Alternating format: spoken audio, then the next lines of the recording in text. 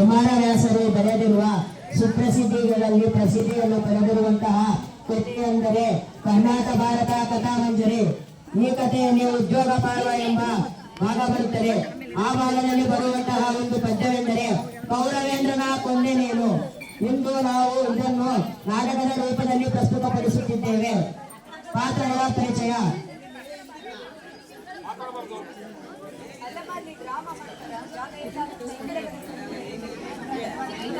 ನನ್ನ ಹೆಸರು ಶ್ರೀಕಾಂತ. ನನ್ನ ಪಾತ್ರ ಧರ್ಮರಾಯ.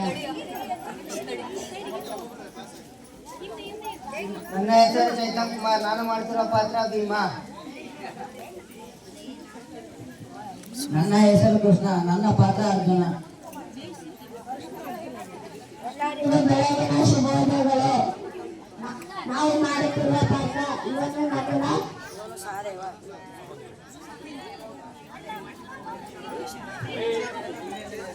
ನನ್ನ ಹೆಸರು ಕೊಟ್ರೇಶ್. ನಾನು ಮಾಡುತ್ತಿರುವ ಪಾತ್ರ ಕೃಷ್ಣನ ಪಾತ್ರ. ನನ್ನ ಹೆಸರು ಎಂ ಅಭಿಷೇಕ್. ನನ್ನ ಪಾತ್ರ ವಿದುರ. ಸಂದೇಶ್. ನನ್ನ ಹೆಸರು ಬಿ ಸಂದೇಶ್. ನನ್ನ ಪಾತ್ರ ದುರ್ಯೋಧನ. ನನ್ನ ಹೆಸರು ಮೋಹನ. ನಾನು ಮಾಡುತ್ತಿರುವ ಶಕುನಿ. ನನ್ನ ಹೆಸರು ರಾಹುಲ್ ಟಿ. ನಾನು ಮಾಡುತ್ತಿರುವ ಪಾತ್ರ ನನ್ನ ಹೆಸರು ಎ ಉದಯ್ ಕುಮಾರ್. ನನ್ನ ಪಾತ್ರ ಪೂರ್ವಕತೆ ಹೇಳುವುದು. ದುರ್ಯೋಧನನು ಧರ್ಮರಾಯನ ಆಸ್ಥಾನಕ್ಕೆ ಹೋಗಿರುತ್ತಾನೆ. ಅಲ್ಲಿ ದುರ್ಯೋಧನಿಗೆ ಅವಮಾನವಾಗಿರುತ್ತದೆ. ಆ ಅವಮಾನವನ್ನು ದುರ್ಯೋಧನಿಗೆ ಸಹಿಸಿಕೊಳ್ಳಲಾರನು. ಆದ ಕಾರಣ ಮಾವ ಶಕುನಿಯ ಕುತಂತ್ರದಿಂದ ದುರ್ಯೋಧನನು ಧರ್ಮರಾಯನನ್ನು ಪಗಡೆ ಆಟಕ್ಕೆ ಆಡಲು ಆಹ್ವಾನಿಸುತ್ತಾನೆ. ಪಗಡೆ ಆಟಕ್ಕೆ ಆಹ್ವಾನಿಸುತ್ತಾನೆ. ಧರ್ಮರಾಯನು ದುರ್ಯೋಧನ ಆಸ್ಥಾನಕ್ಕೆ ಹೋಗಿ ಪಗಡೆ ಆಟ ಆಡಲು ನಿಲ್ಲುತ್ತಾರೆ. ಆಗ ಶಕುನಿಯಾದ ಮಾವನ ಕುತಂತ್ರ ಬುದ್ಧಿಯಿಂದ ಕೌರವರು ಗೆಲ್ಲುತ್ತಾರೆ, ಪಾಂಡವರು ಸೋಲುತ್ತಾರೆ. ಸೋತ ಕಾರಣವಾಗಿ ಪಾಂಡವರು 12 ವರ್ಷ ವನವಾಸ, 1 ವರ್ಷ ಅಜ್ಞಾತವಾಸವನ್ನು ಮುಗಿಸಿದ್ದಾರೆ. ಬಂದು ತಮ್ಮ ಪಾಲಿನ ರಾಜ್ಯವನ್ನು ಕೇಳಲು ಕೌರವೇಂದ್ರನಲ್ಲಿ ಕೇಳಲು ಹೋದಾಗ ಕೌರವರಾಯನು ನಿರಾಕರಿಸುತ್ತಾನೆ. ಈ ಸಂದರ್ಭ ಮತ್ತು ಮುಂದೇನಾಯಿತು ಎಂಬುದು ಪ್ರಸ್ತುತ ಈ ನಾಟಕದ ಮೂಲಕ ತಿಳಿಸುತ್ತಾರೆ.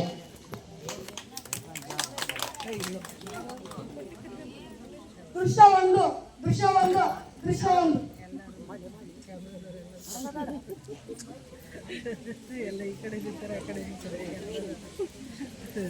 ಏನಾಯ್ತು ಧರ್ಮರಾಯ? ಈಗೇಕೆ ತಲೆ ಮೇಲೆ ಕೈ ಹೊತ್ತು ಕೂತಿದೆಯಲ್ಲ? ನೋಡಪ್ಪ ಕೃಷ್ಣ, ನಾವೆಲ್ಲರೂ 12 ವರ್ಷ ವನವಾಸ, 1 ವರ್ಷ ಅಜ್ಞಾತ ವನವಾಸ ಹೋಗಿದ್ದೆವು. ನಮ್ಮ ಪಾಲಿನ ರಾಜ್ಯವನ್ನು ಧರ್ಮರಾಯನ ಬಳಿ ಕೇಳಲು ಹೋದರೆ ಅವನು ನಮ್ಮನ್ನು ಅವಮಾನಿಸಿ ಹಿಂತಿರುಗಿಸಿದ್ದಾನೆ. ನೀನು ಆ ಧರ್ಮರಾಯನ ಬಳಿ ಹೋಗಿ ಸಂಧಿ ಮಾಡು ಎಂದು ನಿನ್ನಲ್ಲಿ ಕೇಳಿಕೊಳ್ಳುತ್ತೇನೆ. ನಿನ್ನ ಇಚ್ಛೆಯಂತೆ ನಾನು ದುರ್ಯೋಧನ ಹತ್ತಿರ ಹೋಗಿ ಪಾಂಡವರ ಸಂಧಿಗಾಗಿ ಕೇಳಿ. ಆದರೆ ದುರ್ಯೋಧನ ಒಪ್ಪದಿದ್ದರೆ? ಅಲೇ ದುಶ್ಯಾಸನ, ಕ್ಷಮೆ ಕೇಳಲು ನಿನಗೆ ಬಹಳ ಅವಕಾಶ ಕೊಟ್ಟಿದ್ದೆ, ಆದರೆ ನೀನು ಅದರ ಲಾಭವನ್ನು ಪಡೆಯಲಿಲ್ಲ. ಈಗ ನೀನು ಈ ರಣಭೂಮಿಯಿಂದಲೇ ಓಡುವೆ ಎಂದರೆ ಸಮರದ ಅಂತ್ಯದವರೆಗೂ ಓಡಲೇಬೇಕಾಗುತ್ತೆ. ವೃತ್ತಿ ಇರುವುದಿಲ್ಲ, ವಿಶ್ರಾಂತಿ ದೊರೆಯುವುದಿಲ್ಲ. ಅಲೇ ದುಶ್ಯಾಸನ!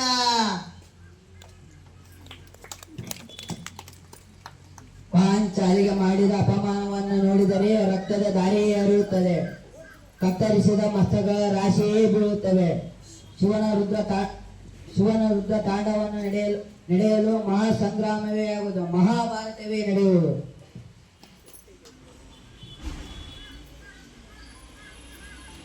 ಕೃಷ್ಣ, ನನ್ನ ಅಣ್ಣಂದಿರ ಮಾತನ್ನೆಲ್ಲ ಕೇಳಿರುವೆ. ನನಗೆ ಅನ್ನಿಸುವುದು ನಿನಗೆ ಇಷ್ಟವಾದದ್ದನ್ನು ನೀನು ಮಾಡಲಿ ಎಂದು. ಪರಿಸರ ಬದಲಾದಂತೆ ಮಾನವನ ಯೋಚನೆಯೂ ಬದಲಾಗುವುದು. ಕಾಡಿನಲ್ಲಿ ಋಷಿಗಳೊಡನೆ ಖುಷಿಯಾಗಿ ಬದುಕಿದ್ದಾಗ ನಮಗೆ ಅನ್ನಿಸುತ್ತಿತ್ತು, ನಮ್ಮ ರಾಜ್ಯವನ್ನು ಕಳೆದುಕೊಂಡು ವಿರಾಟ ನಗರದಲ್ಲಿ ಅಜ್ಞಾತವಾಸವನ್ನು ಎಂದೂ ಕಳೆಯುವುದೇ ಎಂದು. ಕೃಷ್ಣ, ನೀನು ಯುದ್ಧ ಆಗುವಂತೆ ಮಾಡಿಕೊಂಡು ಬಾ. ಕೌರವರಿಗೆ ಶಾಂತಿ ಬೇಕಾದರೆ ಯುದ್ಧವನ್ನೇ ಸಾಧಿಸಿಕೊಂಡು ಬಾ. ದ್ರೌಪದಿಯನ್ನು ಅವರ ಸಭೆಯಲ್ಲಿ ಆ ಸ್ಥಿತಿಯನ್ನು ನೋಡಿದರೆ ಯಾರು ಕೂಡ ಸಭೆಗೆ ಒಪ್ಪಿಕೊಳ್ಳುತ್ತಾರೆ?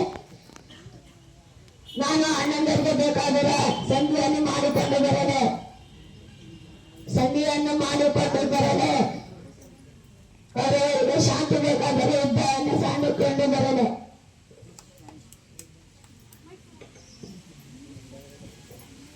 ದೃಶ್ಯ 2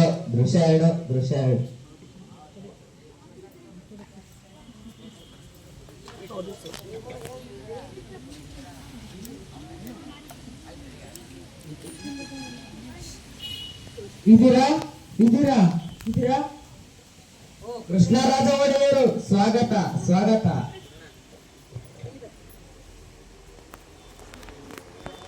ಏನಿಲ್ಲವಿದ್ದೀರಾ? ನಾನು ನಿನಗೆ ಒಂದು ಸಂದೇಶವನ್ನು ಹೇಳಲು ಬಂದಿದ್ದೇನೆ. ಏನು ಮಹಾಪ್ರಭು?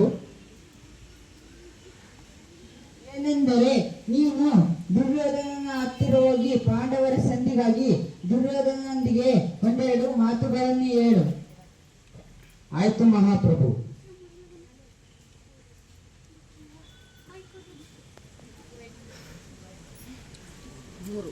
ದೃಶ್ಯ 3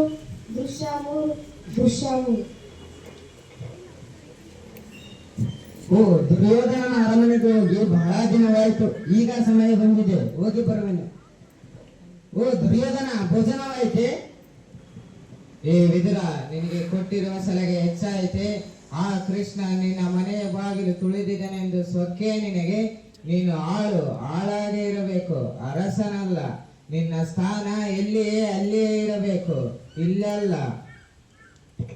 ಎಲೆ ಕೌರವ ದುರ್ಯೋಧನ, ನಿನ್ನ ಮನಸ್ಸಿನಲ್ಲಿ ಓಡುತ್ತಿರುವ ಚಿಂತೆ ನನಗೆ ಈಗ ಅರ್ಥವಾಯಿತು. ನಿನ್ನ ಮೇಲೆ ಅತಿಯಾದ ನಂಬಿಕೆ ಇಟ್ಟಿದ್ದೆ. ಆ ಕಾರಣದಿಂದ ನಾನು ನಿನ್ನ ಪರವಾಗಿ ಯುದ್ಧ ಮಾಡಲು ಸಿದ್ಧವಾಗಿದ್ದೆ. ಆದರೆ ಆ ನಂಬಿಕೆಗೆ ನೀನು ಅರ್ಹನಲ್ಲ. ನಾನು ನಿನ್ನ ಪರವಾಗಿ ಯುದ್ಧ ಮಾಡಲು ಸಿದ್ಧವಿಲ್ಲ.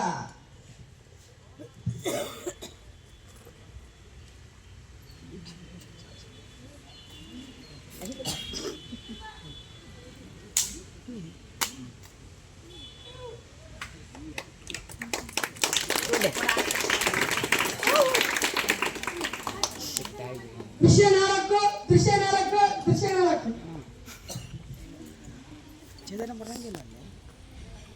ಈಗ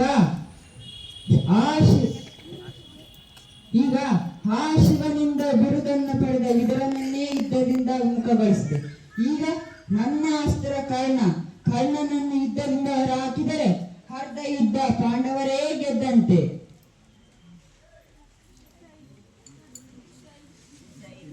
ದೃಶ್ಯ 5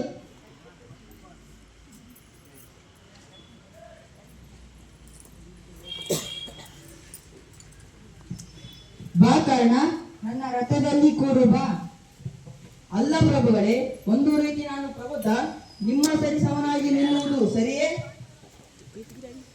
ನಿನ್ನಲ್ಲಿ ನನಗೆ ಯಾವುದೇ ಭೇದವಿಲ್ಲ. ನನಗೆ ಪಾಂಡವರು ಒಂದೇ, ಕೌರವರು ಒಂದೇ. ಅವರಲ್ಲಿ ನನಗೆ ಯಾವುದೇ ರೀತಿ ಭೇದವಿಲ್ಲ. ಕರ್ಣ, ನಿನ್ನ ಜನ್ಮ ವಯಸ್ಸು ಗೊತ್ತಿದೆಯಾ? ಇಲ್ಲ ಮಹಾಪ್ರಭುಗಳೇ, ನನ್ನ ಜನ್ಮ ವಯಸ್ಸು ಗೊತ್ತಿಲ್ಲ. ಅದನ್ನು ಸ್ವಲ್ಪ ವಿವರಿಸುತ್ತೀರಾ?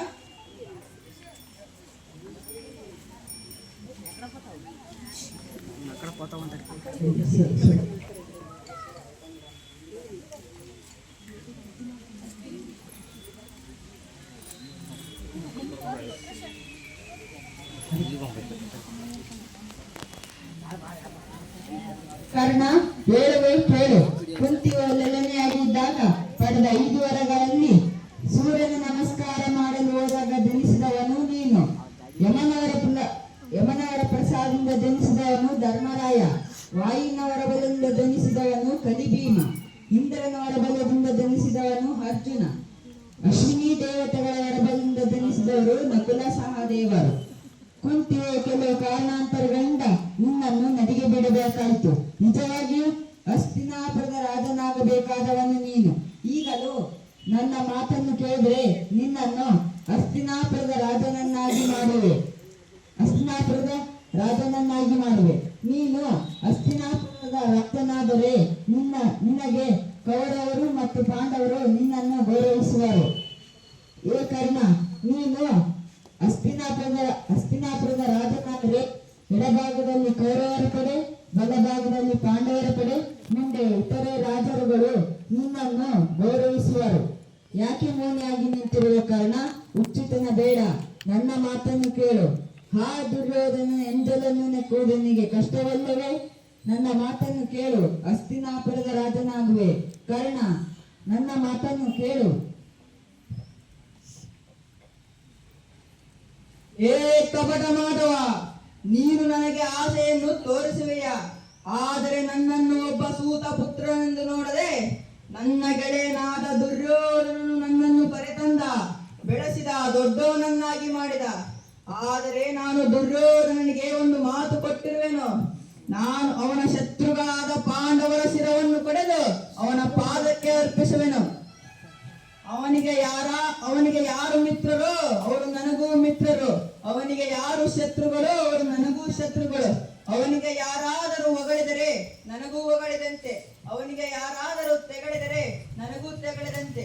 ನಾಳಿನ ಮಹಾಭಾರತ ಯುದ್ಧವು ಹಾರಿಗೌತಣವಾಗಲಿ, ಚದುರಂಗ ಬಲದಲ್ಲಿ ಇರುವಂತಹ ಕಾದಳ, ಅಶ್ವದಳ, ಆಣಿದಳ ಇವೆಲ್ಲವುಗಳನ್ನು ಸಂಹರಿಸಿ ನಿನ್ನ ಪಾಂಡವ ಸೇನೆಯನ್ನು ಕುಗ್ಗಿಸುತ್ತೇನೆ. ಆದರೆ ಒಂದು ಮಾತು, ಈ ಮಾತು ಜನಕನಾದ ಸೂರ್ಯನ ಮೇಲೆ ಆಣೆ, ನಾನು ನಿಮ್ಮ ಪಾಂಡು ಸೇನೆಗೆ ಯಾವುದೇ ಹಾನಿಯನ್ನು ಮಾಡುವುದಿಲ್ಲ.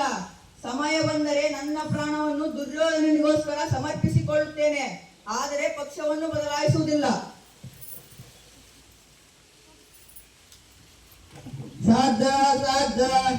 ಈ ಮಹಾಭಾರತ ನಡೆಯೋದಕ್ಕೆ ಕಾರಣ ಯಾರು ಗೊತ್ತಾ? ನಾನೇ, ಶಕುನಿ.